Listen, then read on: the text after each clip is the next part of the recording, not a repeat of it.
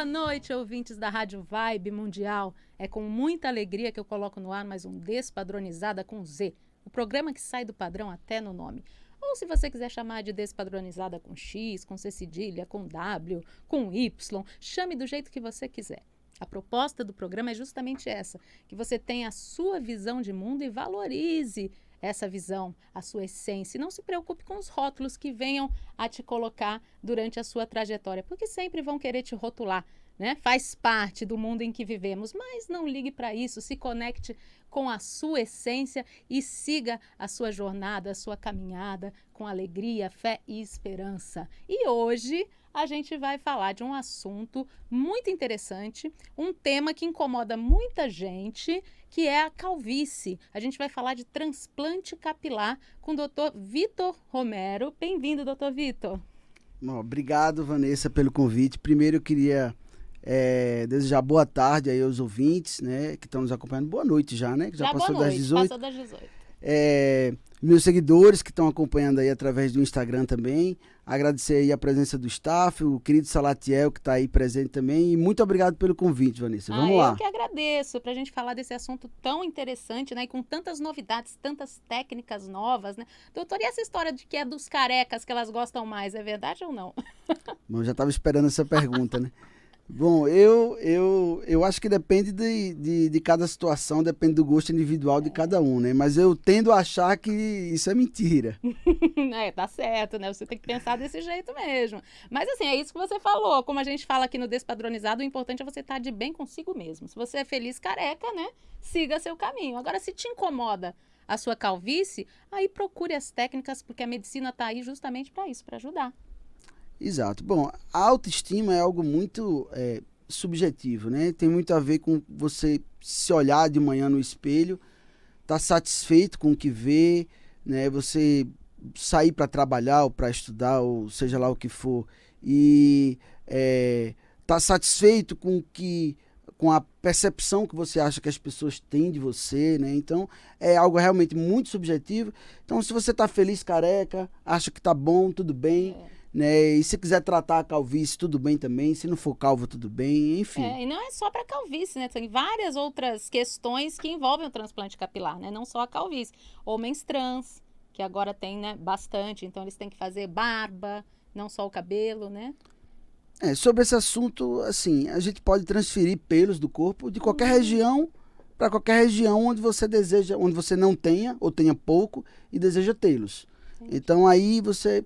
A criatividade, a necessidade vai aonde você quiser. Claro que, dependendo da situação, vai haver mais dificuldade, né, ou menos dificuldade, mas a gente pode, em teoria, transferir pelos de qualquer parte do corpo para qualquer parte do corpo, exceto mãos, palma da mão e planta do pé. Né? São regiões que não aceitam muito bem pelos, até por conta da função, por conta do tipo de pele. Mas... se você transplantar, ainda assim alguns vão crescer. Eles não vão se sustentar muito, mas ainda assim alguns cresceriam. De forma mais comum, a gente tem aí o transplante de cabelo, né? Normalmente a gente usa cabelo para cabelo. O transplante de barba viria em segundo lugar, né? E onde a gente pode usar cabelo da barba e do couro cabeludo também, botar na barba. E em terceiro lugar, a gente teria aí o transplante de sobrancelhas. Né? Mas está se tornando cada vez mais comum também o transplante na região do peitoral, né? Não só trans, mas homens que não têm pelos nessa região e que desejaria tê-los. Uns querem tirar, outros querem pôr. Né? Cada um com seus desejos e suas vontades e necessidades. Você que está ouvindo a gente e quer participar desse bate-papo, liga para cá. 31710221, 32624490. 31710221, 32624490. Faça a sua pergunta, tire a sua dúvida sobre transplante capilar. Aproveita, porque são muitas as dúvidas. Por exemplo, eu tenho uma. Essa questão de você fazer o transplante, então quando você transplanta, ele cresce normalmente depois? O pelo? Tá, falando um pouco das dúvidas, quem está nos acompanhando aí no Instagram também pode fazer pergunta, tá? Estão acompanhando aí no meu perfil, né, ao vivo, aqui na live. A voz oculta do Salatiel está aí pronta para nos passar as perguntas. Bom, se o cabelo cresce normalmente. Bom, a gente precisa falar um pouco do que é o pelo, né? O pelo é um micro-órgão, por assim dizer, né? Um órgão completo, que você tem aí mais de 20 tipos de células diferentes compondo o folículo piloso. Ou seja, não é algo tão simples, né? E quando a gente transplanta esse órgão. A gente costuma denominar como um autotransplante, porque o indivíduo doador e o receptor, nesse caso, são o mesmo indivíduo. Né? Diferente quando você, por exemplo, faz um transplante de fígado, de coração. Não pode ser de uma outra pessoa? Não, depois eu explico essa parte, porque é um pouco mais, mas não pode. Então é um autotransplante, né? E dessa forma, a área onde você vai transplantar aquele cabelo, ele vai permanecer tendo as características genotípicas, ou seja, o DNA, né, a característica dele, de onde você tirou, né, mas ele vai crescer normalmente como um pelo daquela região onde você transplantou, né, sem problema algum. Claro que as características do pelo dependem muito da região onde ele está, digamos assim, plantado, né? Então, vou te dar um exemplo. O cabelo que a gente tira do couro cabeludo e põe na barba, ele dá uma certa engrossada. Ele fica um pouco mais grosso do que ele era. Porque a região da face, ela tem uma microvascularização um pouco mais acentuada. Sei. E da mesma forma, um cabelo que a gente tira da barba e põe no couro cabeludo, ele também dá uma afinada. É pouca coisa, tá? Nossa, que né? fantástico você ver, né? Que loucura, como se adapta. Mas a mudança é pouca, mas ele muda um pouco. Normalmente, quando a gente transplanta da barba para o cabelo, é porque, digamos assim, o paciente não tem uma área doadora suficiente. Essa técnica a gente chama de BHT, é a sigla para Body Hair Transplant, ou seja, transplante de cabelos do corpo, que a gente põe no couro cabeludo, preferencialmente barba, né, peitoral, né, a região do tórax e abdômen. Entendi. Né? Outras regiões podem ser transplantadas também, mas preferencialmente essas três são cabelos que se adaptam melhor no couro cabeludo. Né? Então, normalmente a gente coloca eles um pouco mais para trás do couro cabeludo, porque como eles têm as características um pouco diferentes, para não ficar na frente onde as pessoas veem. Então, é esteticamente mais interessante a gente pôr um pouco mais lá para trás. Entendi. Mas, claro, dependendo da área onde você bota, ele vai adquirir um pouco das características, né, do local. E, bom, respondendo a outra pergunta, né, se você pode fazer transplante de outro indivíduo, né, de outra pessoa, bom, quando você faz transplante de rim, fígado, coração, enfim, são casos meio que de vida ou morte, né? Ou você ganha aquele novo órgão, ou você realmente não vai ter condição de continuar. E aí são casos de insuficiência renal crônica, insuficiência cardíaca crônica e outras doenças, enfim. E aí, para você poder receber o órgão de outra pessoa, tem que ser compatível. Tem que ser compatível, né? Primeiro, você tem que fazer testes de compatibilidade com aquele indivíduo doador, né? E além disso, você tem que ficar tomando remédios imunossupressores, né, pelo resto da vida, exatamente para evitar a rejeição daquele novo órgão. Então, quando se trata de um caso de vida ou morte, isso faz sentido. Né? Mas no caso do transplante de cabelo, que é puramente estético, né? Não é 100% estético, mas é 99% estético. Então, realmente não faz sentido. Quando o remédio, né, ou o tratamento médico, ele causa mais mal do que até o próprio bem que ele visa causar, então vale. Algo, do ponto de vista técnico, não interessante. Não vale a pena, com certeza. Exato. Agora, temos uma pergunta? Isso, a Diane Diniz, ela falou aqui que o filho tem 19 anos, inclusive tem uma consulta marcada com o doutor lá em Recife. O doutor atende Recife, São Paulo, não é isso? Isso. E ela perguntou, ela disse que no caso do filho dela, ele tem umas entradas laterais. Ela quer saber se tem prevenção ou se somente o transplante. Ótima pergunta. Posso responder? Claro.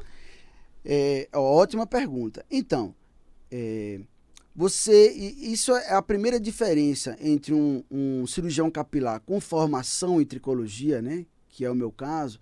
A gente faz não só a cirurgia, mas o tratamento também, prevenção, tratamento pós-transplante e tudo mais. Quando é um cirurgião puro, ou seja, aquele médico que faz só a cirurgia, Normalmente é interessante procurar um médico que ele tenha um tricologista, né, um médico clínico na equipe dele, que possa fazer esses tratamentos. Então, calvície nem sempre se trata com cirurgia, né? A cirurgia, na verdade, é uma das armas, né, que vai combater aí a calvície. Tem os casos em que a gente não faz a cirurgia, que é preferível o tratamento clínico de prevenção. Na verdade, a gente costuma dizer assim, que o tratamento clínico ele é sempre indicado. Mesmo quando você vai fazer a cirurgia, tem que fazer o tratamento clínico também. Antes, durante e depois da cirurgia, tá? Tem um tratamento pós-cirúrgico, porque aquele cabelo que você já tinha, o cabelo transplantado, todo ele você precisa continuar tratando, né? Então, o tratamento preventivo, sim, a gente normalmente, quando o paciente é jovem e não é tão calvo assim, a gente inicia por ele. E qual que é esse tratamento preventivo? É medicamento? Medicamento, né? A gente tem a principal causador, digamos assim, da calvície, né, da alopecia androgenética, porque existem outras causas de queda de cabelo, né? Mas quando a gente fala da calvície, a alopecia androgenética, que é a mais comum, principalmente em homem, né? Que causa a procura pelo transplante capilar, o principal causador é um hormônio chamado DHT, é a dihidrotestosterona. Então, o inibidor da formação desse hormônio, aí a gente tem a finasterida, a dutasterida e o próprio minoxidil, que pode ser na forma oral em comprimido ou loção, ou os dois, enfim. A combinação dessas drogas promovem a prevenção da calvície. A gente tem trabalhos científicos muito interessantes, por exemplo, de gêmeos idênticos que toparam participar do trabalho, e você faz o tratamento em um e o outro não. E aí você vê 10, 15, 20 anos depois, bem menos cabelo, mas com ainda um pouco de cabelo, e outro, o que não quis fazer o tratamento, quase que totalmente careca. Nossa, né? que... Então essas drogas são mais do que provadas, né, que elas mudam o curso, né, da prevenção, não tem como impedir. O tratamento ele visa basicamente a retardar a calvície. Né? Entendi. Mesmo quando você já está como a ouvinte falou, da entrada, ou aquela no fundo, que fica só um... Então, as respostas ao tratamento elas são diferentes de região para região do couro cabeludo, de indivíduo para indivíduo, né? Então, enfim, mas tem que fazer. Mas né? Quem já está com essa entrada ou com aquela bola atrás, naquele buraco que fica, fazendo o tratamento, não vai voltar o cabelo. Digamos assim, que o objetivo principal do tratamento clínico é retardar a calvície, né? Ou seja, diminuir a velocidade da queda capilar e da morte dos bulbos. Mas, no início do tratamento, um paciente que está sem tratamento, e aí quando ele inicia, depois de alguns meses, há alguma melhora. Porque, digamos assim, existem aqueles bulbos, aquelas matrizes, que o cabelo está sem força para sair, mas ela está viva ainda. Ainda tá. Então, quando começa o tratamento, pode ganhar força para sair. E os fios que estão mais finos, eles dão uma engrossada por conta do minoxidil. Então, aí você há uma melhora no aspecto, né? Entendi. E depois há um platô, né? O cabelo fica ali estabilizado, depois ele volta a cair, só que numa velocidade mais devagar. Nessa fase é que muita gente abandona o tratamento, dizendo que não está fazendo efeito. É porque o resultado do tratamento, ele não é, digamos assim, tangível, não é palpável. Porque o resultado principal é uma diminuição da velocidade. Você não tem como mensurar isso. É um retardar do processo. Exatamente. Temos uma ouvinte na linha. Alô? Boa noite. Boa noite. Com quem eu falo? Vânia. Vânia? Isso. Bem-vinda, Vânia. Qual a sua pergunta? Então, eu infartei em 2015 e eu fiquei sem pelo na axila. Em 2019, eu infartei de novo e tô ficando nas entradas, sabe? As entradas da cabeça, dos dois lados. E eu tô tomando Pillfood e usando minoxidil.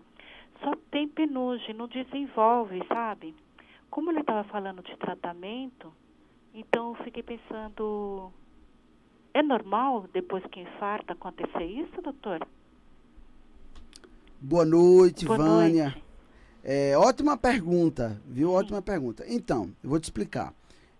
O que acontece com eventos assim, traumáticos, né? Assim, disruptivos, como, por exemplo, um infarto, uma cirurgia ou outras doenças, é o que a gente chama de eflúvio telógeno. Eflúvio telógeno é uma queda global, né, dos cabelos, que se inicia de 2 a 3 meses, normalmente, após um evento de gatilho, que pode ser um infarto, como você falou, pode ser uma cirurgia, um parto, né? Várias mulheres relatam na queda de cabelo 2 a 3 meses após o parto.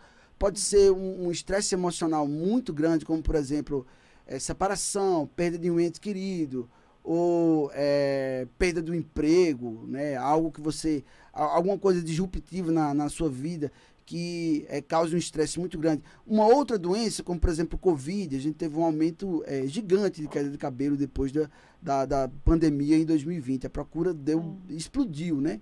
Muita gente, minha inclusive, amiga tá perdendo mesmo.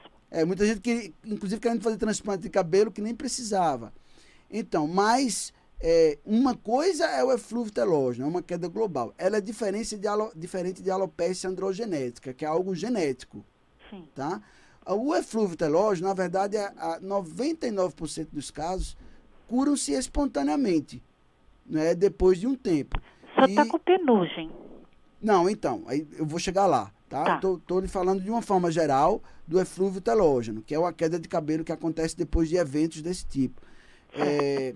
E aí ele normalmente se cura sozinho. A gente faz, às vezes, tratamento para dar uma acelerada na retomada dos pelos. Para você ter ideia, uma paciente pode perder até 50% do couro cabeludo, né, no eflúvio telógeno. Não é muito comum, normalmente chega a perda de 10% a 15%. Posso fazer mais uma observação? Sim. Do lado direito ficou ralo e do lado esquerdo, cabeça toda. E do lado esquerdo, do lado direito ficou com mais cabelo, com o cabelo cheio, bem cheio, já era como era. E do lado esquerdo ficou ralo, a cabeça toda, metade. Também depois do infarto. Deixa eu te falar. Aí o que acontece? Se essa sua, digamos assim, esse seu afinamento capilar na região do scalp, da região frontal, ou seja, essa região aqui de cima da cabeça, né? Sim. Pode se tratar de uma outra coisa que aí não está relacionada com o seu infarto, que é a alopecia androgenética. Apesar de que a gente só fala praticamente de calvície em homem, na verdade, a principal causa de alopecia em mulheres também é a alopecia androgenética. Tá? Claro que nem todas as mulheres apresentam aquele grau de gravidade de ficar sem um cabelo, né? Mas é a principal causa da rarefação capilar. E como primeiro sinal desse tipo de alopecia, a gente tem o afinamento capilar. E depois uma diminuição da quantidade. E aí precisa de um tratamento específico. O minoxidil, nesse caso, é um adjuvante, né? Mas não é o tratamento principal. Então, a primeira coisa a fazer é um diagnóstico. Por que você está com essa rarefação? Por que você está com esse afinamento? A gente tem que fazer tricoscopia. Eventualmente, tem alguns casos até que a gente precisa fazer biópsia, né? E tricoscopia, eu já ia falando nome técnico, né? De novo. Tricoscopia é uma microscopia do couro cabeludo, que a gente visualiza no microscópio diretamente o couro cabeludo, um microscópio portátil, né? Que aumenta aí 20, 30, 50 vezes. A gente olha, fotografa, se necessário, e aí a gente tem condições de ver alguns sinais e sintomas característicos de cada tipo de alopecia. Tudo isso vai ajudar a fazer o diagnóstico. Às vezes a gente faz também um exame chamado tricograma, onde a gente arranca de regiões diferentes do couro cabeludo, em média 100 fios de cabelo, e a gente examina no microscópio, no laboratório, depois a gente emite um laudo. Enfim, vai depender de cada caso, né? E tem que primeiro fazer um diagnóstico para a partir daí definir o tratamento. Então, no caso da Vânia, o senhor indicaria que ela continuasse com esse tratamento ou procurasse um especialista? Exato. Né? Primeiro, ela pode continuar com o tratamento, porque o minoxidil é aquela coisa. Ele como monoterapia, ou seja, só ele não é tratamento para nada. E ao mesmo tempo ele ajuda em quase tudo. Né? Genérico, não é um tratamento Exato. genérico. Então, com certeza há alguma melhora com o minoxidil em alguns casos, mas assim, não é o tratamento principal. Tem que fazer primeiro um diagnóstico, né? Pra gente ver qual é a causa. Eu acho que o infarto aí, ele em si, né, não causa queda de cabelo, mas o não é estresse. esse tipo que ela tem, né, de afinamento e tudo. Então, ele em si, ele não está explicando tudo. Então, tem que fazer um diagnóstico um pouco mais apurado para, a partir daí, decidir o tratamento. Tá certo, Entendeu, Vânia? Tá bom, entendi. Muito obrigada. Obrigada. Por nada. Boa noite. Boa noite. Tchau, tchau. Bom final de semana. Você vê como tá ligado ao emocional, né? Muito ligado ao estresse. Também, Não a alopecia androgenética, né? Que é algo genético, daí o isso nome. Né? Mas o eflúvio, sim, está muito ligado. Então, a gente encontra casos que... Eu disse que mais de 90% dos casos ele se resolve espontaneamente, mas ele pode cronificar e virar uma queda de cabelo crônica. E isso está muito ligado ao emocional. Às vezes, a gente tem que caminhar paciente para psiquiatra, psicólogo, enfim. Sim, porque tem que fazer o tratamento como um todo, né? Exato. Para resolver a queda de cabelo, você vai na essência. Eu até tento dar uma de psicólogo no consultório, né? Mas eu não... Eu imagino. Tem uma pergunta aí, Sala? Isso, tem a Ana Patrícia, que também está perguntando sobre transplante capilar.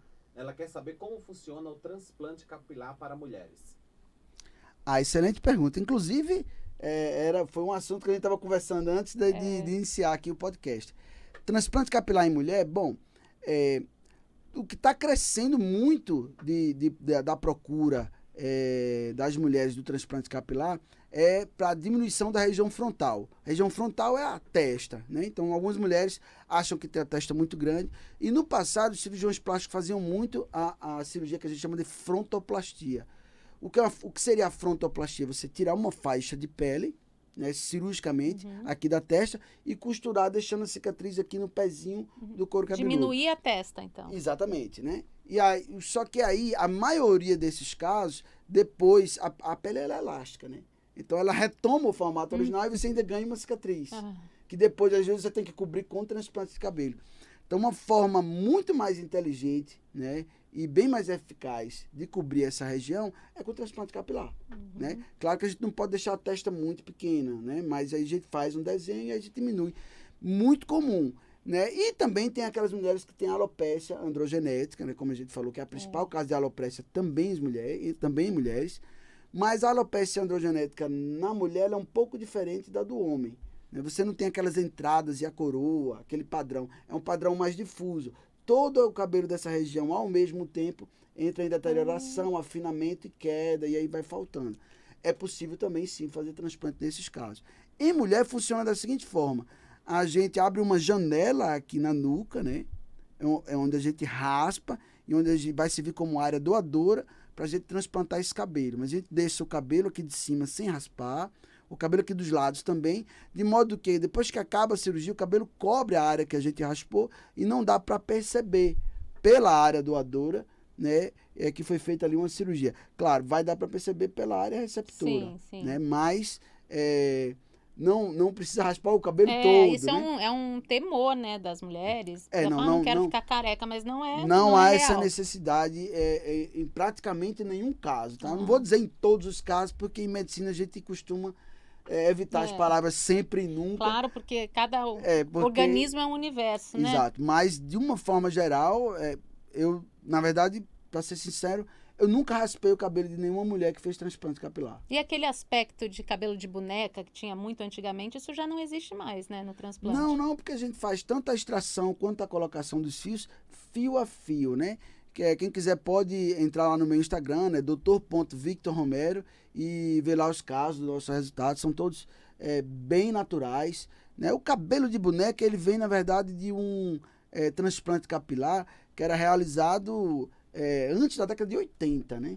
Na década de 50, 60, 70, onde se tirava tufos muito grandes de cabelo e a gente colocava, os médicos, desculpa, colocavam na área receptora e ficava realmente aqueles tufos e os espaços vazios entre eles, dando aquele aspecto de cabelo de boneca. Os primórdios do transplante capilar. Mas isso foi idealizado por Dr. Orrin Traut, lá em Nova York, na década de 50. Se utilizou essa forma de terapêutica por muito tempo, que tinha limitações, muita gente não queria fazer, por razões óbvias. Funcionava muito bem quando a calvície era da área central, né? Mas quando era da frente, realmente não ficava legal. Doutor Vitor, a gente está acabando já. Nós estamos no último minuto de programa, porque passou rápido, né? Foi, Você vê que rápido. o assunto rende mesmo. Tivemos ouvintes questionando, querendo saber sobre, porque realmente transplante capilar é um assunto que interessa. Depois a gente marca uma outra, né, certo. uma outra sessão aqui para tirar mais dúvidas, combinado? Combinado, Vanessa. Obrigado. Obrigada, doutor Vitor. E você que está ouvindo a gente, muito obrigada pela companhia. É sempre um prazer passar um pouquinho dos meus sábados com vocês. Quero agradecer a Lopes Calil Engenharia, que nos apoia desde o início do Despadronizada. Gratidão eterna. Se você quiser falar comigo, pode falar através do Instagram, @Vanessa Goulart, com 2 T's no final. Também tem o Instagram do programa, Despadronizada com Z, e o canal no YouTube, Despadronizada com Z. É isso. Fica a dica. Se o padrão é seu patrão, peça demissão. Um beijo enorme, cheio de carinho, e até sábado que vem. Beijo! Até...